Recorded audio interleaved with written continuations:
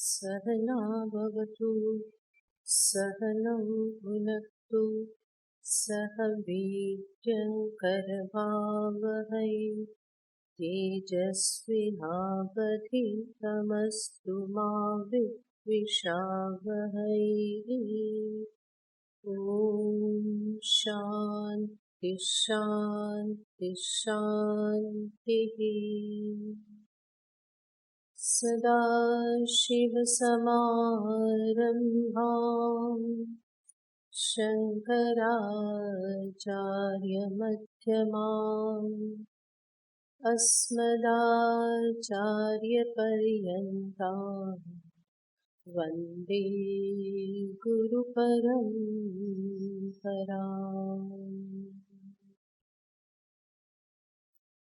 श्रीभगवानुवाच नाहं वेदैर्न तपसा न दानेन न चेज्जया शक्य एवं विधो द्रष्टुम् दृष्टवानसि मां यथा भक्त्या त्वनन्यया शक्य अहमेवं विधोऽर्जुन ज्ञातुं द्रष्टुं च तत्त्वेन प्रवेष्टुं च परन्तप मत्कर्म कृन्मत्परमो मद्भक्तः सङ्गवर्जितः निर्वैरः सर्वभूतेषु यः स मामेति पाण्डव।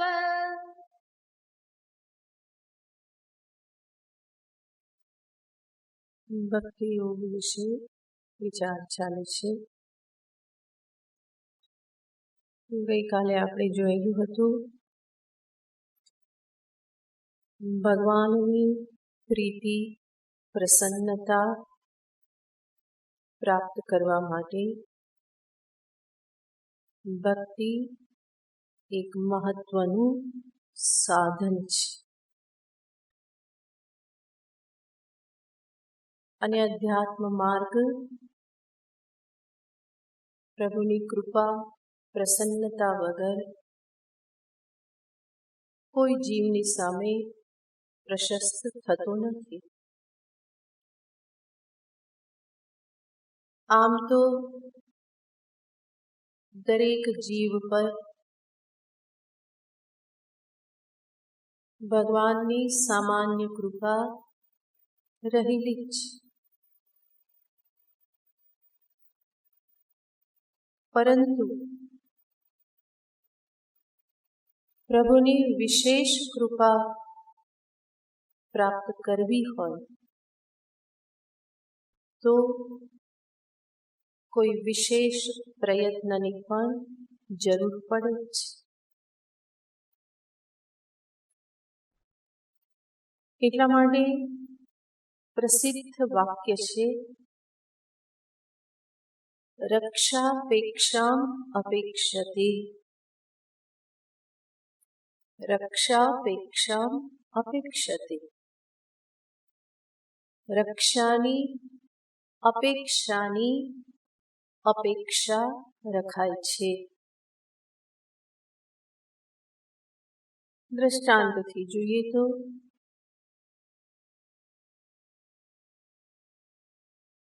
એક માં બાળકનું ધ્યાન રાખે જ છે.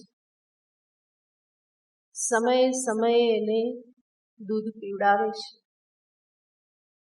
એની આવશ્યકતાઓની પૂર્તિ કરે જ છે. પણ બાળકને જો જલ્દી દૂધ જોઈતું હોય તો બાળકે શું કરવું પડે? રડવું પડે, માને બોલાવવી પડે રડીને, અને તો માં દોડીને આવી અને બાળકને દૂધ પીવડાવે છે.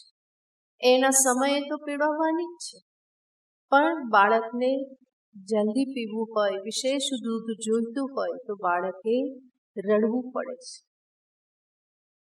એવી જ રીતે પ્રભુની કૃપા દરેક જીવ પર સામાન્ય કૃપા તો છે જ, પણ ભગવાનની વિશેષ કૃપા જોઈતી હોય, આપણી સાદી ભાષામાં કહીએ તો ભગવાનનું ધ્યાન ખેંચવું હોય, આપણા પ્રત્યે એટેન્શન ખેંચવું હોય ભગવાન, તો શું કરવું પડે? ભગવાનને બોલાવવા પડે, વિશેષ પ્રયત્ન કરવો પડે. રક્ષાપેક્ષા અપેક્ષતે, ભગવાન અપેક્ષા રાખે છે. શેની? મારી રક્ષાની અપેક્ષાની.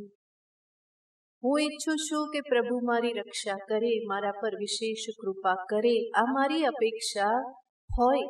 એવી અપેક્ષા કોણ રાખે છે? ઈશ્વર રાખે છે.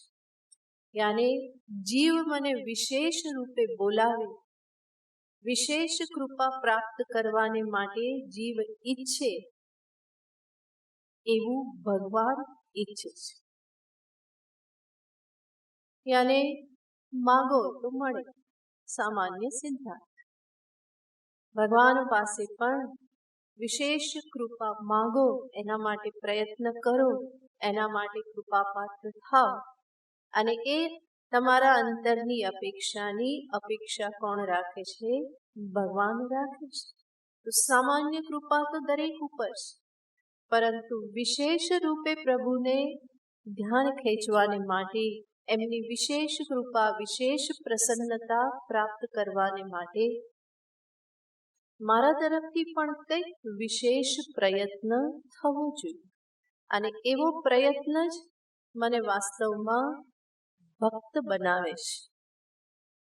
પ્રભુની વિશેષ કૃપા, વિશેષ પ્રસન્નતા પ્રાપ્તિ માટેની અદમ્ય ઈચ્છા જે અંતઃકરણમાં ઉત્પન્ન થઈ, એ અંતઃકરણમાં વાસ્તવિક ભક્તત્વ, ભક્ત હોવાપણું જાગૃત થયું કહેવાય. તો આવી રીતે રક્ષાપેક્ષા અપેક્ષતે આ વાક્ય બહુ જ પ્રસિદ્ધ છે ભક્તિ સિદ્ધાંતમાં.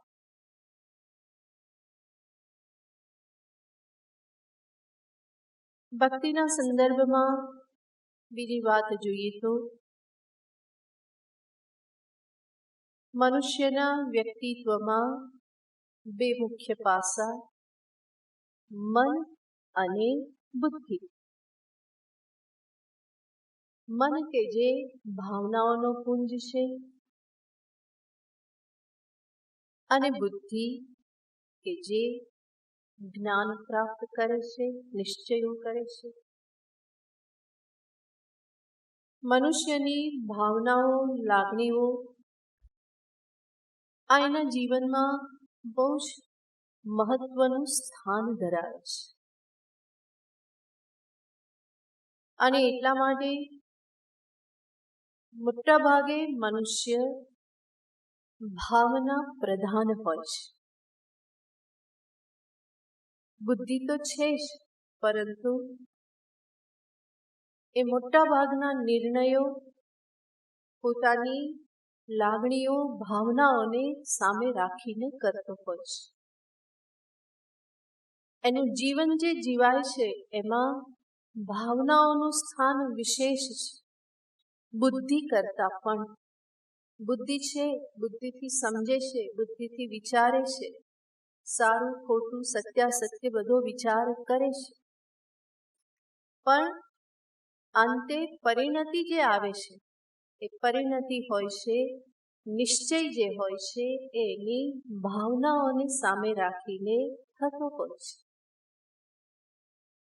મનુષ્ય બુદ્ધિ પ્રધાન પ્રાણી કહેવાય છે, પણ સામાન્ય મનુષ્ય હંમેશા ભાવના પ્રધાન રહેતો હોય છે.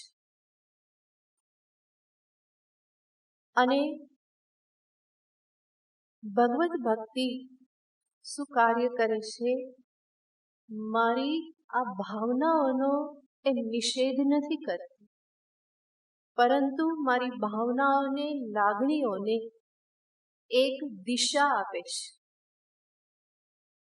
જેવી રીતે નદીના પ્રવાહને બાંધી અને એક દિશા આપવામાં આવે, એવી જ રીતે મારી ભાવનાઓને ભક્તિ જે છે એક એવી દિશા આપે છે કે જેના પરિણામે ભાવનાઓ પણ ભગવાનને પ્રાપ્ત કરવા માટેનું એક માધ્યમ બની રહે છે. તો આ કેટલી સુંદર વાત છે. મારી લાગણીઓને જ એક સાધન રૂપે હું ઉપયોગ કરી શકું છું. તો પોતાની જ લાગણીઓનું ઉર્ધ્વીકરણ ભક્તિ થકી થાય છે. જે લાગણીઓ, ભાવનાઓ જગત તરફ વહેતી હતી, એ પ્રવાહ હવે પ્રભુ તરફ વહે છે. અને એટલા માટે જ ભક્તિ સિદ્ધાંતમાં સંબંધને, પ્રભુ સાથેના સંબંધને બહુ જ મહત્વ આપવામાં આવે છે. કારણ કે વ્યાવહારિક સંબંધોમાં મનુષ્ય એટલો બધો અટવાયેલો હોય છે, ત્યાં એટલા બધા રાગ, દ્વેષ, આસક્તિથી એ ભરાયેલો હોય છે, તો ત્યાં એને એક નવો સંબંધ સ્થાપિત કરવાનું કહેવામાં આવે છે. પ્રભુની સાથે કોઈક નાતો જોડો. જેવી રીતે સાંસારિક સંબંધો હોય છે, માતા પુત્ર, ભાઈ ભાઈ, ભાઈ બહેન, મિત્ર મિત્ર, આવો કોઈ પણ નાતો જોડવાનું કહેવામાં આવે છે કે જેના પરિણામે ધીમે ધીમે એ સંબંધ વિષયક મારી લાગણીઓ બધી ભગવાન તરફ વહેતી થાય, કે જેના પરિણામે પછી થાય છે શું? સર્વ સંબંધ પછી ધીમે ધીમે ભગવાન સાથે જોડાઈ જાય છે. ત્વમેવ માતા જ પિતા ત્વમેવ, ત્વમેવ બંધુ, બધું જ કોણ બની રહે છે? પરમાત્મા બની રહે છે. તો ભગવાનની સાથે જોડાયેલો નાતો મારા બીજા બધા નાતાને શિથિલ કરે છે, ત્યાંની આસક્તિઓને એ શિથિલ કરે છે. તુલસીદાસજી કે તો હે મોહે નાતે અનેક, માનીએ સો ભાવે. રામજી સાથે કયો નાતો? ગોસાઈજી કહે છે કે અનેક, જે માનો તે સંભવ છે. અને આવું જ્યારે થઈ જાય તો પછી સાંસારિક સંબંધો મારા માટે બંધન કરતા નહીં. એની આસક્તિઓ જેટલી શિથિલ થાય એટલો જ મારો એ સંબંધ વધારે હેલ્ધી થઈ જાય છે, સમસ્યાઓ ઓછી થાય છે. એ સંબંધ શિથિલ થવો, આસક્તિ ઓછી થવી એનો અર્થ નથી કે ઘર પરિવારથી તમે દૂર થઈ જવાનું, બલ્કિ એ સંબંધમાં પણ વચ્ચે પ્રભુ આવી જશે, ત્યાં પણ પ્રભુના સ્વરૂપો દેખાવા લાગશે. તો માતા પિતા રૂપે ઈશ્વર છે, સખા રૂપે ઈશ્વર છે, પુત્ર રૂપે ઈશ્વર છે, ભાઈ રૂપે ઈશ્વર છે. તો એ સંબંધો પણ વધારે સ્વસ્થ થઈ જાય છે. તો ભક્તિ ભક્તના જીવનને એક અલગ ભૂમિકા પર લઈ આવે છે.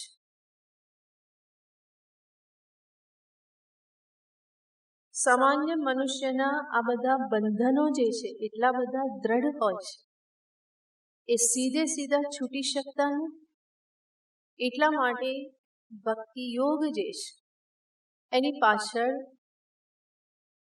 બહુ જ વિશેષ સાયકોલોજી રહેલી છે. આપણા શાસ્ત્રો, આપણા આચાર્યો કેટલી બધી સાયકોલોજી જાણે છે, જેના આધારે આપણને એ આ માર્ગ બતાવે છે. ખબર છે કે આ ભાવનાઓથી જલ્દી છૂટી નહીં શકે, માટે એ ભાવનાઓનો જ ઉપયોગ કરી અને મને પ્રભુની સાથે જોડી દે છે. તો ભગવાનની સાથે નાતો જોડવો એ બહુ જ મહત્વનું છે. આ રીતનો સંબંધ બાંધવાથી પ્રભુની સાથે એક આત્મીયતા કેળવાય છે. અને પ્રભુની સાથે આત્મીયતા જ્યાં સુધી ન કેળવાય ત્યાં સુધી સાચી ભક્તિ પણ થતી નથી. એ મને કોઈક જુદો જ લાગવાનો છે, ઉપરવાળો લાગે, સાતમા આસમાનમાં બિરાજનારો લાગે, પણ જ્યારે હું નાતો જોડું તો મારા પ્રભુની સાથે મારી આત્મીયતા કેળવાય છે. પ્રભુ મને મારો લાગવા માંડે, અને જ્યારે પ્રભુ મારા લાગવા માંડે તો બીજે બધેથી મારાપણું, મમત્વપણું જે છે એ શિથિલ થવા લાગે. કોઈ પણ નાતો જોડો, બાલકૃષ્ણને બાળક રૂપે જુઓ, દેવીને માતા રૂપે જુઓ, કોઈ પણ રૂપે. અયોધ્યામાં એક ભક્ત થઈ ગયા, એ રામજીના પોતાને એવું સમજતા કે હું રામજીનો ગુરુ છું. ગુરુ શિષ્ય નાતો જોડી દીધો. આમ પણ સામાન્ય રૂપે જોઈએ તો ભગવાન ગુરુ અને જીવ શિષ્ય બને, પણ આ ભક્તનો નાતો કેવો હતો? પોતે રામજીના ગુરુ અને રામજી એમના શિષ્ય છે. આ રીતે જ હંમેશા એ જીવન જીવે. અને એટલા માટે ક્યારેય કોઈ રામજીના મંદિરમાં દર્શન કરવા નહીં જાય. કેમ? હું તો રામજીનો ગુરુ છું.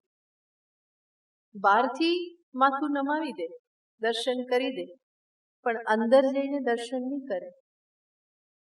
કે અંદર તો એ રાજા બનીને બેઠેલા છે, અંદર જઈશ તો એમને મર્યાદા પાડવી પડશે, ઊભા થઈ જવું પડશે, અને એમના કાર્યમાં ખાલી ખલેલ પડશે કે ગુરુજી આવ્યા, મર્યાદા તો પાડવી પડે ને ઊભા થવું પડે. એટલા માટે ક્યારેય મંદિરમાં દર્શન કરવા. બીજા ઘણા બધા એને કહે કે તમે અંદર કેમ નથી આવતા, ચલો અંદર ચલો, ચલો અંદર ચલો. નહીં જાય કે ના, રામજી મર્યાદા પુરુષોત્તમ છે, ગુરુ આવે તો એને ઘણું બધું સંભાળવું પડે, એટલા માટે હું અંદર નહીં જાઉં. હંમેશા આવી રીતે જ રહ્યા, ભગવાનના ગુરુ બનીને રહ્યા. કુમારી છે ને ભગતની, કોઈ પણ નાતો જોડો, પ્રભુ તો એનો સ્વીકાર કરે જ છે. આ ભક્ત અને ભગવાનનો સંબંધ એવો વિશેષ સંબંધ બની જાય છે, જે ભક્તના જીવનમાં એક ખુમારી પ્રદાન કરે છે, એક આત્મનિર્ભરતા, એક સ્વાધીનતા એને પ્રદાન કરે છે. કોઈ નથી, પ્રભુ તો મારો છે જ. તો આ બધું ભક્તિ પ્રદાન કરે છે. આપણી ભાવનાઓને પ્રભુની સાથે જોડવાથી જીવના કલ્યાણનો માર્ગ જે છે એ પ્રશસ્ત થઈ જાય છે. ત્રીજી બાબત જોઈએ તો ભક્તિના સંદર્ભમાં કહેવાય છે કે ભગવાનની કૃપાથી જ ભક્તનું કલ્યાણ થઈ જાય છે. ઘણા બધા એવું કહેતા હોય છે, આપણે તો ભક્તિ માર્ગી, ભગવાન બધું સંભાળી લે, આપણે કંઈ કરવાની જરૂર નથી. વાત સાચી, પ્રભુની કૃપાથી જ કલ્યાણ થશે, પણ એક કૃપા પ્રાપ્ત કરવા તો પ્રયત્ન કરવો પડશે. પહેલેથી આપણે જોતા આવ્યા છીએ કે કૃપા પાત્રતા તો મેળવવી જ પડશે, એમનેમ કંઈ થઈ જવાનું નથી. જેવી રીતે દૂધમાં જ માખણ રહેલું છે, પણ એ માખણને મેળવવા માટે દૂધને ગરમ કરવું પડે, દૂધને જમાવવું પડે, જમાવ્યા પછી એને વલોવવું પડે, આ બધું કરો ત્યારે પછી માખણ મળે. છે તો દૂધમાં જ માખણ, પણ એને મેળવવા માટે પ્રયત્ન તો કરવો જ પડે. એવી રીતે પ્રભુની કૃપાથી જ બધું થવાનું છે, પણ કૃપા પાત્રતા મેળવવા માટે પ્રયત્ન કરવો પડે. એટલા માટે હું ભક્ત છું, ભક્તિ માર્ગી છું, મારે તો કંઈ કરવાનું ના હોય એવું વિચારી અને કોઈ પણ ભક્ત પોતાની સાધનાથી વિમુખ થઈ શકે નહીં. જેટલી મહેનત જિજ્ઞાસુએ કરવી પડે છે એટલી જ મહેનત એક ભક્ત રૂપે પણ કરવાની રહે છે. એટલા માટે ભગવાન પણ ભક્તના અનેક લક્ષણો દર્શાવે છે. ભાગવતમાં કેટલી જગ્યાએ ભગવાને ભક્તના લક્ષણોનું નિરૂપણ કર્યું છે. એનો અર્થ શું? એવા મારે બનવું પડે, એ બધા ગુણો જીવનમાં લાવવા પડે, એ અનન્યતા, એ સાતત્ય, એ બધું જીવનમાં લાવવું પડે. તો હું ભક્ત છું કે ભક્તિ માર્ગી છું એવું કઈ અને કોઈ સાધનાની ઉપેક્ષા કરી શકે નહીં. તો મહેનત કોઈ પણ માર્ગમાં સમાન છે. મહેનતનો, સાધનાનો કોઈ વિકલ્પ નથી. ક્યાંયથી કોઈને પણ છટકબારી મળવાની નથી. માટે આ વાત હંમેશા અંતરમાં ધારણ કરી રાખ. કોઈ પણ માર્ગે પ્રભુ પ્રાપ્તિ મહેનત વગર થવાની નથી. ચોથું, ભગવાન એટલા દયાળુ છે કે હું મારા તરફથી થોડો પણ પ્રયત્ન કરું, ભગવાન એમના તરફથી ઘણો બધો પ્રયત્ન કરી દે છે. મારા થોડા પ્રયત્નનું મને ઘણું બધું વિશેષ ફળ પ્રભુ આપે છે. આપણે પહેલા પણ જોયેલું છે, ભગવાન અંતઃકરણમાં ઘૂસ મારવામાં બહુ કુશળ છે. જરાક પણ જગ્યા મળી તો ઘૂસી જ જાય. જેમ પાણી છે ને, જરાક પણ જગ્યા મળી તો એ અંદર ઘૂસી જ જાય. એવી જ રીતે પ્રભુ પણ એક કૌશલ્ય ધરાવે છે. અને એટલા માટે ભક્ત થોડો પણ પ્રયત્ન કરે, જીવ થોડો પ્રયત્ન કરે તો પ્રભુ તૈયાર જ હોય છે એનો સ્વીકાર કરવાને માટે. ભગવાનનું સ્વરૂપ પ્રસિદ્ધ છે. વામનમાંથી ત્રિવિક્રમ બને છે, વિરાટ ત્રિવિક્રમ બને છે. પહેલા તો વામન સ્વરૂપ ધારણ કરે છે, જેથી કરીને ગમે ત્યાં જઈ શકાય, બહુ જગ્યા જોઈએ નહીં. વામન રૂપ ધારણ કર્યું અને બલિરાજાની યજ્ઞશાલામાં પહોંચી ગયા. એવી જ રીતે એ વામન રૂપ ધારણ કરીને પ્રભુ ભક્તના, સાધકના અંતઃકરણમાં ઘૂસી જાય છે. થોડીક જગ્યા મળી તો પણ બરાબર છે. અને પછી શું કરે? વામનમાંથી વિરાટ થઈ જાય છે. થોડીક જગ્યા મળી પછી એવો પગ પેસારો કરે, બીજું બધું સાફ કરી દે અને બધી જગ્યા પોતાના માટે જ બનાવી લે છે. એ જ પરમાત્મા અંતે ત્રણેય અવસ્થામાં વ્યાપ્ત થઈ અને પરબ્રહ્મ પરમાત્મ સ્વરૂપે પ્રગટ થાય છે, જ્યાં એ જીવને પછી પોતાનાથી જુદો રાખતા નથી, એકાકાર કરી દે છે. તો આ પરમાત્માની વિશેષતા છે. માટે મારું કર્તવ્ય થઈ જાય છે કે હું નિષ્ઠાપૂર્વક મારો પ્રયત્ન કરતો રહું. બહુ ચિંતા કરવી નહીં, ક્યારે થશે એ ચિંતા કરવા કરતા નિયમપૂર્વક મારા સાધન ભજન કરવાની ચિંતા કરવી.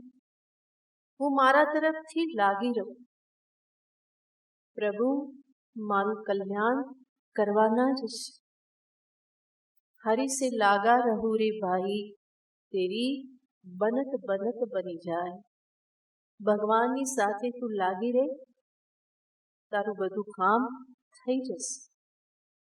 કામ થઈ જવાની ચિંતા મારે કરવાની નથી. મારે ચિંતા શું કરવાની છે? બસ એના ચરણ પકડી રાખો. અનન્ય ભાવથી હું એની સાથે લાગી રહું. ક્યારેય એનાથી ના તો છૂટે નહીં, એ વિસ્મરણ ન થાય, એનાથી હું વિમુખ ન થઉં. આજ મારે જોવાનું છે.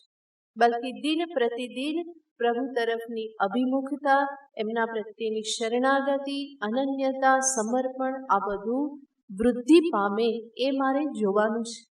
બાકી કાર્ય તો પ્રભુ કરી દેવાના છે.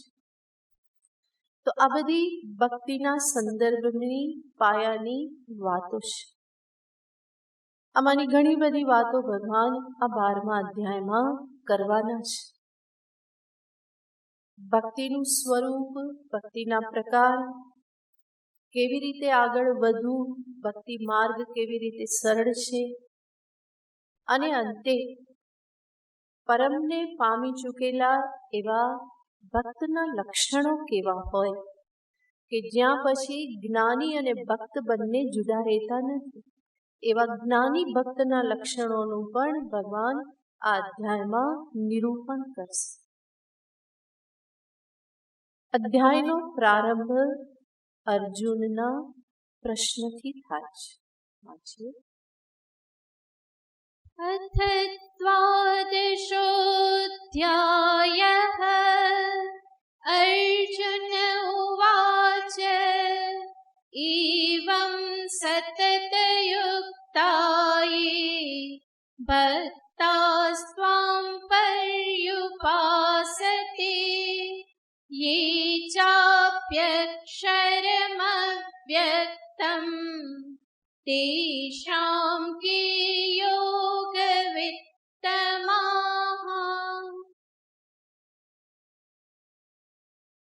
अर्जुन उवाच एवं सततयुक्ता ये भक्ताः. अर्जुन कहશે, હે ભગવાન, ये भक्ताः જે ભક્તો, સતતયુક્તાઃ સતત આપની સાથે જોડાઈને, ત્વામ પર્યુપાસતે આપની ઉપાસના કરે છે. ઉપાસના યાને ભક્તિ કરે છે, ભજન કરે છે, સાધના કરે છે.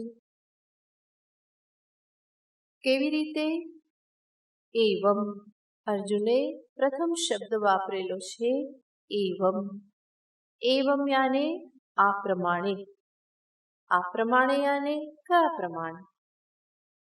પહેલા કઈ કહેવાય ગયેલું હોય એને સામે રાખીને જ કહેવાય કે આ પ્રમાણે. તો પહેલા 11મા અધ્યાયના છેલ્લા શ્લોકમાં જે કહેવામાં આવ્યું, મત કર્મ કૃત મત ભક્ત મત પરમઃ. ભગવાને જ કહેલું હતું આવી રીતનો ભક્ત કે જે મારા માટે કર્મ કરે છે, મત પરાયણ છે, મને પ્રેમ કરે છે, જે સર્વ સંગથી રહિત છે અને સર્વભૂતોમાં જે નિર્વૈરઃ. આવી રીતે ભગવાને જે ભક્તનું એક જીવન દર્શાવ્યું, નિરૂપણ કરેલું હતું, એને જ સામે રાખીને અર્જુન શબ્દ પ્રયોગ કરે છે એવમ. આ પ્રમાણે, આપે જે કહ્યું એ પ્રમાણે, યે ભક્તાઃ જે ભક્તો, સતત આપની સાથે યુક્ત રહી અને જે ઉપાસતે આપની ઉપાસના કરે છે. યે ભક્તાઃ, જે ભક્તો, ભક્ત યાને ભક્તિમાન, જેનામાં ભક્તિ છે એને શું કહેવાય? ભક્ત કહેવાય. જેનામાં ભક્તિ છે. અચ્છા, આ ભક્તિ કે ભક્ત શબ્દ જે છે એને જોઈએ તો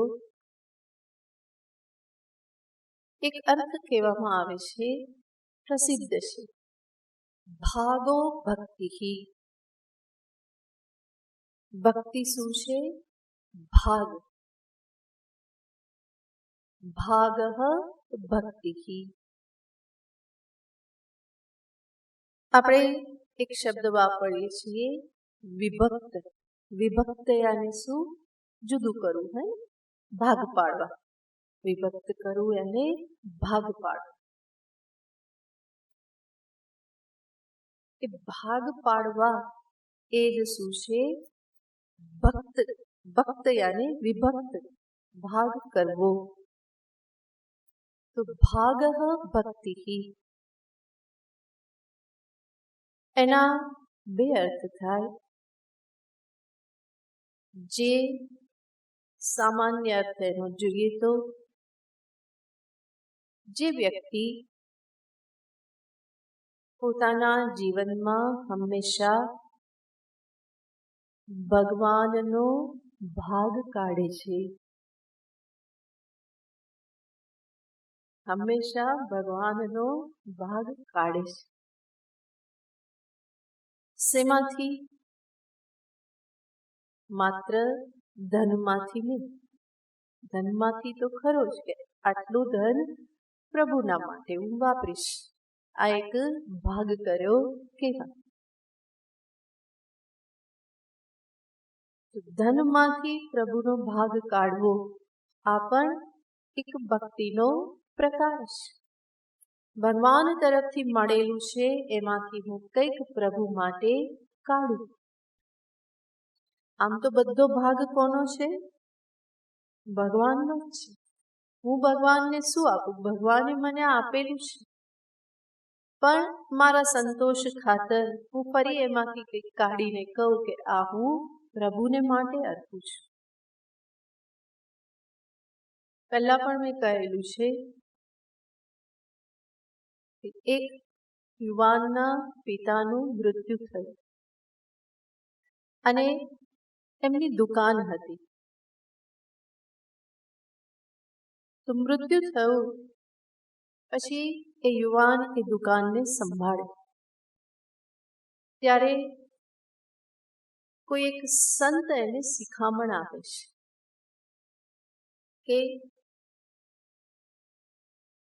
તું 100 રૂપિયા કમાય તો એમાંથી 1 રૂપિયો પ્રભુ માટે કાઢજે, પ્રભુનો ભાગ કાઢજે. પછી આગળ કહે છે કે જો હકીકતમાં તો 100 રૂપિયા પ્રભુના જ છે. તારે એવું સમજવાનું છે કે 99 રૂપિયા પ્રભુએ જ તને વાપરવા આપ્યા છે. એટલે રૂપિયો કાઢીને પાછું એવું અભિમાન નહીં કરવાનું કે હું તો હંમેશા 1 રૂપિયો પ્રભુને ધરાવું છું. છે તો એમના જ, એમણે 99 તને વાપરવા આપેલા છે, 1 રાખી મૂકવાનું છે બસ. તો હકીકત આ જ છે, જે કંઈ પણ મને પ્રાપ્ત થાય છે પ્રભુનું જ છે, એમના તરફથી જ મળેલું છે. છતાં પણ મારા સંતોષ ખાતર પ્રભુનું સ્મરણ બની રહે, મારી એ ધનમાં આસક્તિ ન થઈ જાય, એને સંપૂર્ણપણે હું મારું જ છે એવું સમજી ન લઉં, એટલા માટે એમાંથી પ્રભુનો ભાગ કાઢો. બીજું, મારા જીવનમાં જે સમય મને મળેલો છે એ સમયનો પણ ભાગ કરવો. આ સમય હું પ્રભુ માટે આપું, જે બહુ જ મહત્વનું છે. 24 કલાક દિવસના મળે છે. એ 24 કલાક રૂપી જે સમય સંપત્તિ છે, એમાંથી પ્રભુનો ભાગ કાઢવો. આટલો સમય હું પ્રભુ માટે આપીશ. અને હંમેશા યાદ રાખવું કે સમય ધીમે ધીમે વધતો જવો જોઈએ. ક્યારેય ઓછો તો થાય જ નહીં, પણ મિનિટ, 2 મિનિટ, 5 મિનિટ એ વધતો જવો જોઈએ. અચ્છા, ત્રીજું, મારી પાસે વાણી રૂપી સંપત્તિ છે. વાણી, એમાંથી પણ હું પ્રભુનો ભાગ કાઢું. ભગવાનની સ્તુતિ કરું, ભજન કરું, પાઠ પારાયણ કરું. આને પણ કહેવાય ભગવાનનો ભાગ કાઢો. એનાથી આગળ મારી પાસે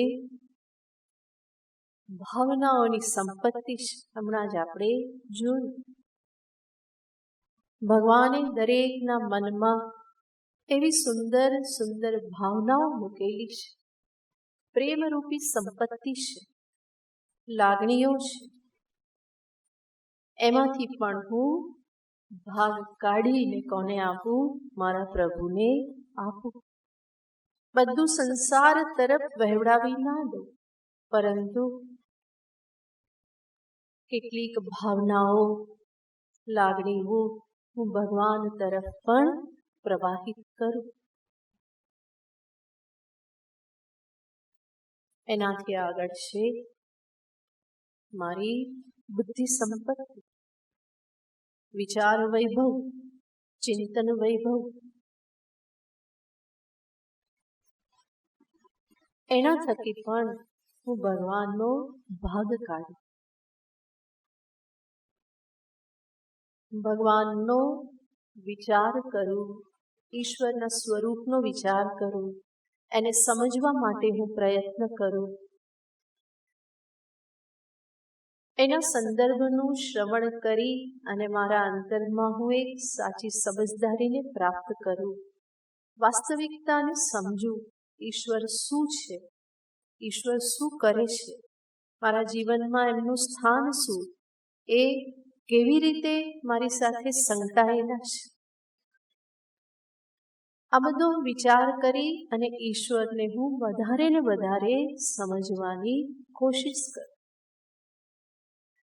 આ બધાને કહેવાય ઈશ્વરનો ભાગ કાઢ્યો. આવી રીતે જે ભાગ કાઢે એને શું કહેવાય? એ ભક્ત કહેવાય. જેણે શું કર્યું?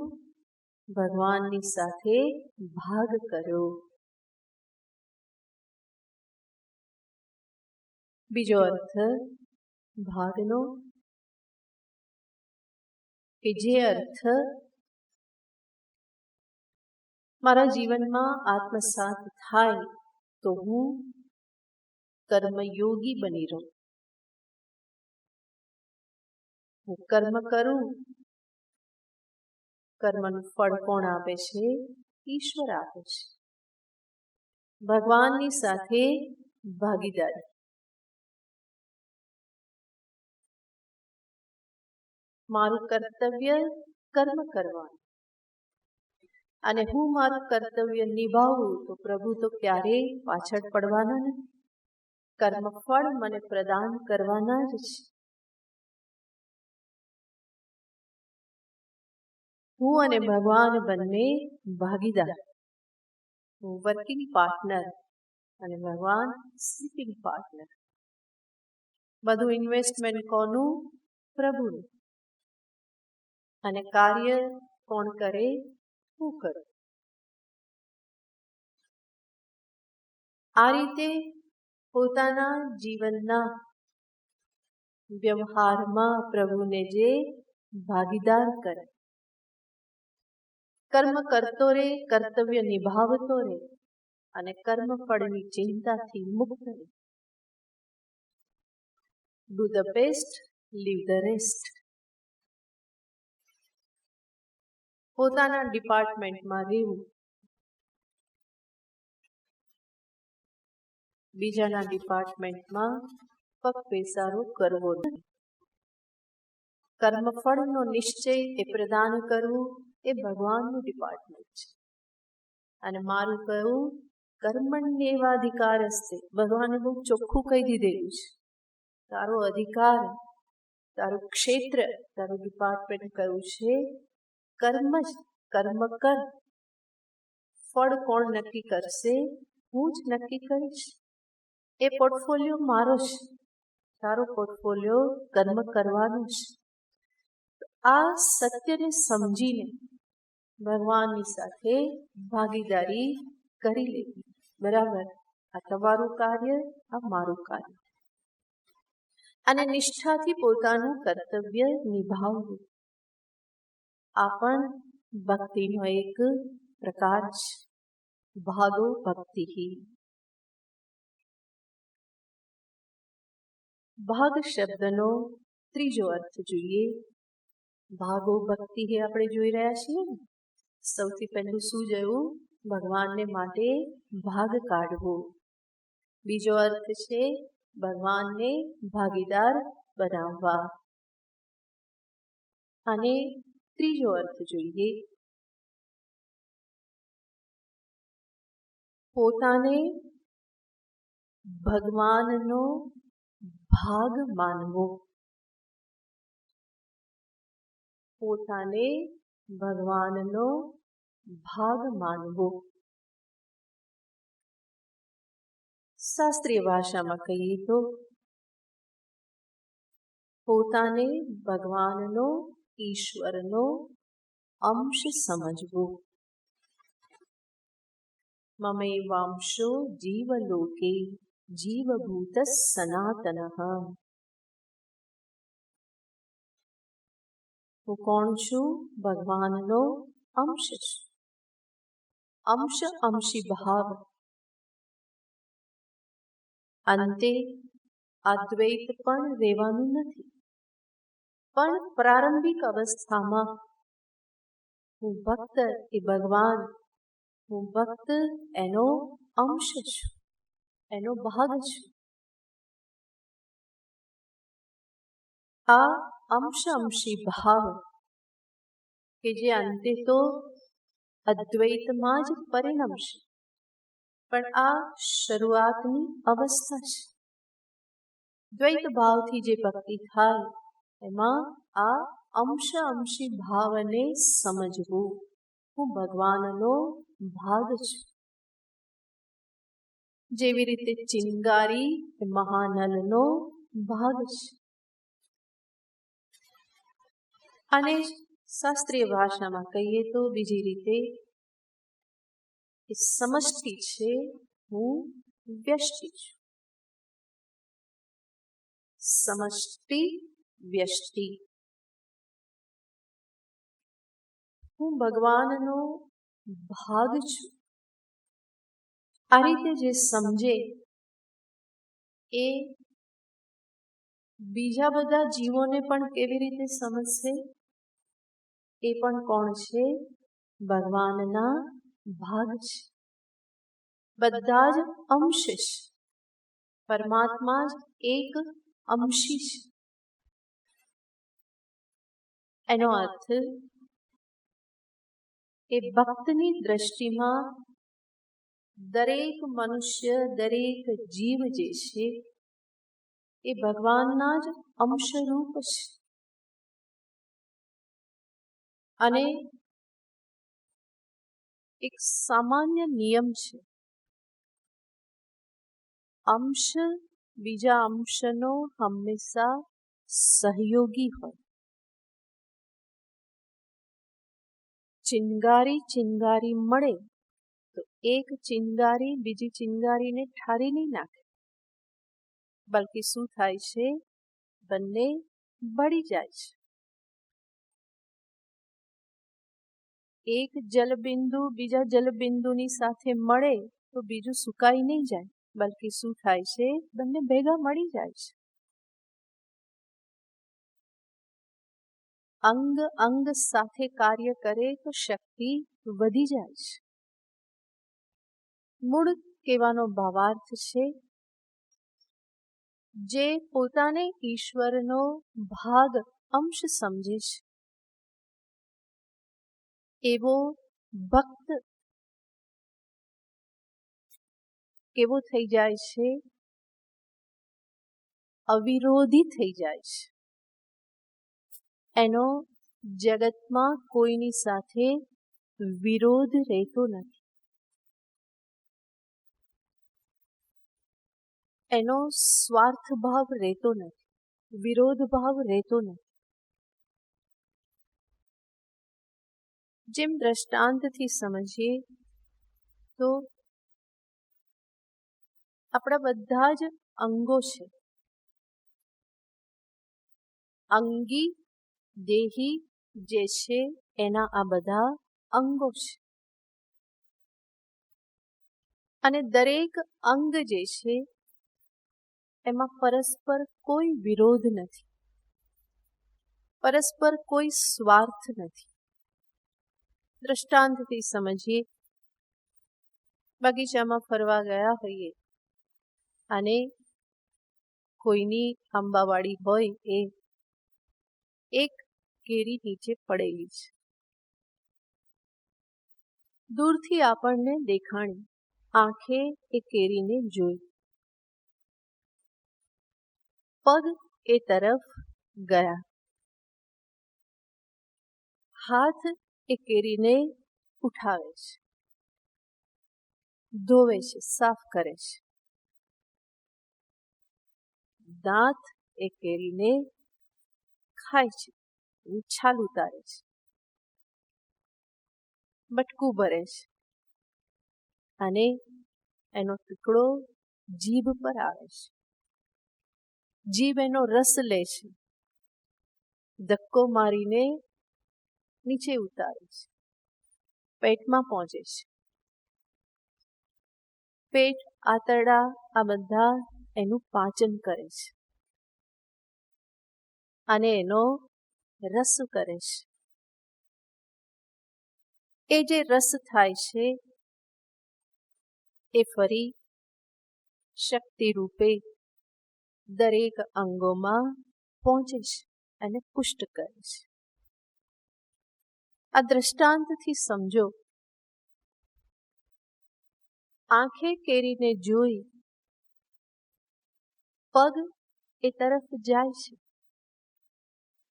હાથ એને ઉઠાવે છે. પગ ના પાડતા નથી, શું કરવા જવું, મારે ક્યાં ખાવાનું છે. હાથ પણ ના પાડતા નથી, હું શા માટે ઉપાડું ને સાફ કરું, મને આમાંથી શું મળવાનું છે. અચ્છા, જીભને મળ્યું તો એવો વિચાર કરતી નથી કે હવે મારી પાસે જ રાખું, આગળ નહીં જવા દો. એ આગળ જવા દે છે. પેટ પણ એવું વિચારતું નથી કે આને તો હું રાખી જ મૂકું, નહીં, એ પણ પોતાનું કાર્ય કરે છે. તો અહીંયા તમે જોશો પરસ્પર કોઈ વિરોધ નથી અને કોઈ સ્વાર્થ નથી. મને નથી મળવાનું, હું શા માટે કરું, મારે કેટલા ટકા. આ માણસ બહુ બોલતો હોય, અથવા તો મને શું મળશે, ગાંધીનગરમાં પ્રસિદ્ધ. પહેલો વિચાર, મને શું મળશે. પણ જ્યાં આવી રીતની સમજદારી હોય, આ બધા અંશ છે, અંગો છે બધા, કોઈની વચ્ચે કોઈ વિરોધ નથી, કોઈ પોતાની પાસે પકડીને રાખતું નથી. માટે ન સ્વાર્થ ન વિરોધ,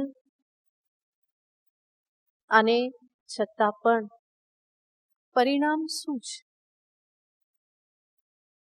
અંતે ફળ બધાને મળી રહે છે. સમગ્ર શરીરના સર્વ અંગોને જે કંઈ પણ ફળ ખવાય, જે અન્ન આરોગાય છે, એમાંથી બનેલ જે રસ જે છે એ ધાતુ રસ, આ બધાથી સમગ્ર શરીરના અંગોને પુષ્ટિ મળે છે. આ જ રીતે અહીંયા સમજીએ તો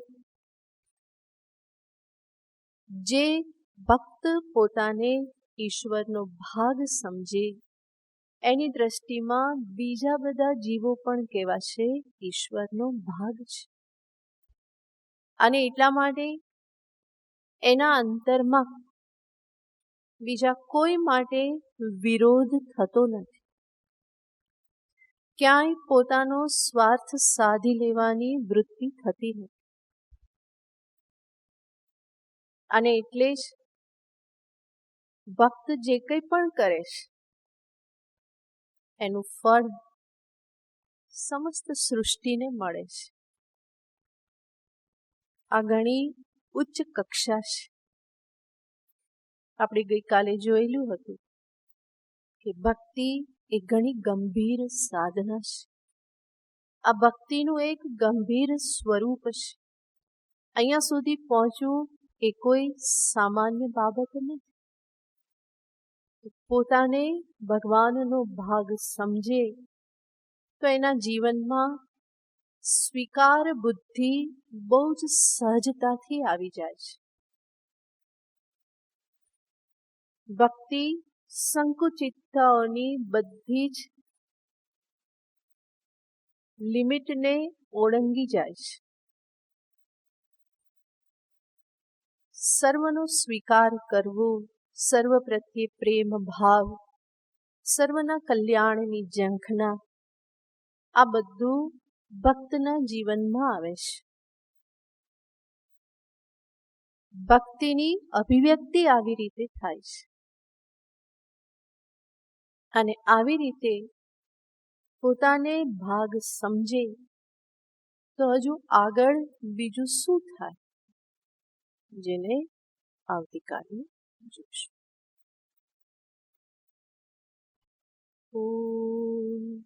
પૂર્ણમદ પૂર્ણમિદં પૂર્ણાત પૂર્ણમુદચ્યતે પૂર્ણસ્ય પૂર્ણમાદાય પૂર્ણમેવાવશિષ્યતે. ઓમ શાંતિ શાંતિ શાંતિ. હરિ ઓમ શ્રી ગુરુભ્યો નમઃ. હરિ ઓમ.